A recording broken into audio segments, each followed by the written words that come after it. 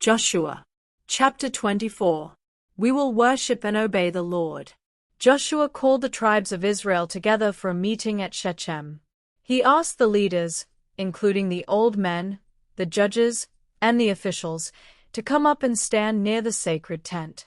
Then Joshua told everyone to listen to this message from the Lord, the God of Israel.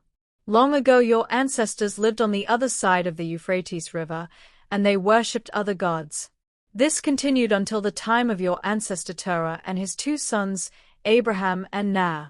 But I brought Abraham across the Euphrates River and led him through the land of Canaan. I blessed him by giving him Isaac, the first in a line of many descendants. Then I gave Isaac two sons, Jacob and Esau.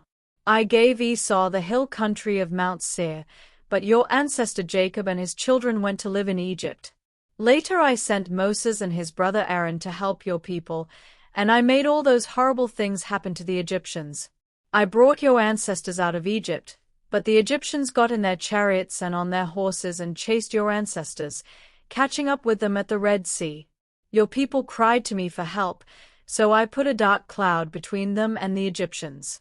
Then I opened up the sea and let your people walk across on dry ground.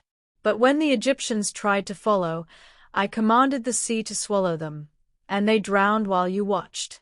You lived in the desert for a long time, then I brought you into the land east of the Jordan River. The Amorites were living there, and they fought you. But with my help, you defeated them, wiped them out, and took their land.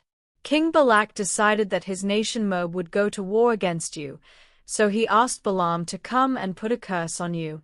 But I wouldn't listen to Balaam, and I rescued you by making him bless you instead of curse you. You crossed the Jordan River and came to Jericho.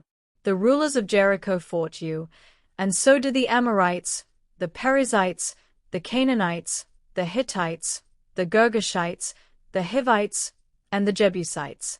I helped you defeat them all. Your enemies ran from you, but not because you had swords and bows and arrows. I made your enemies panic and run away, as I had done with the two Amorite kings east of the Jordan River. You didn't have to work for this land. I gave it to you.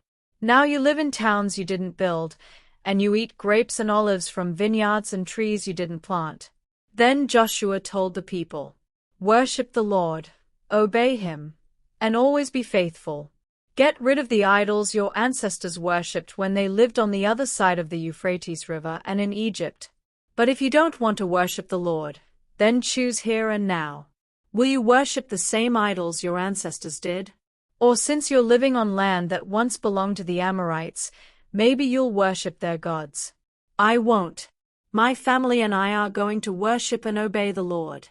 The people answered, "We could never worship other gods or stop worshiping the Lord. The Lord is our God.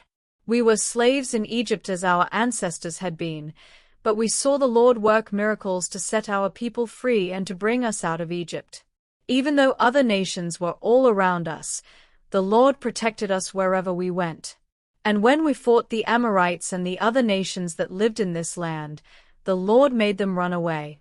Yes, we will worship and obey the Lord, because the Lord is our God." Joshua said, "The Lord is fearsome. He is the one true God, and I don't think you are able to worship and obey him in the ways he demands. You would have to be completely faithful, and if you sin or rebel, he won't let you get away with it. If you turn your backs on the Lord and worship the gods of other nations, the Lord will turn against you. He will make terrible things happen to you and wipe you out, even though he had been good to you before." But the people shouted, "We won't worship any other gods. We will worship and obey only the Lord." Joshua said, "You have heard yourselves say that you will worship and obey the Lord. Isn't that true?" "Yes, it's true," they answered. Joshua said, "But you still have some idols, like those the other nations worship. Get rid of your idols. You must decide once and for all that you really want to obey the Lord God of Israel." The people said, "The Lord is our God, and we will worship and obey only him." Joshua helped Israel make an agreement with the Lord that day at Shechem.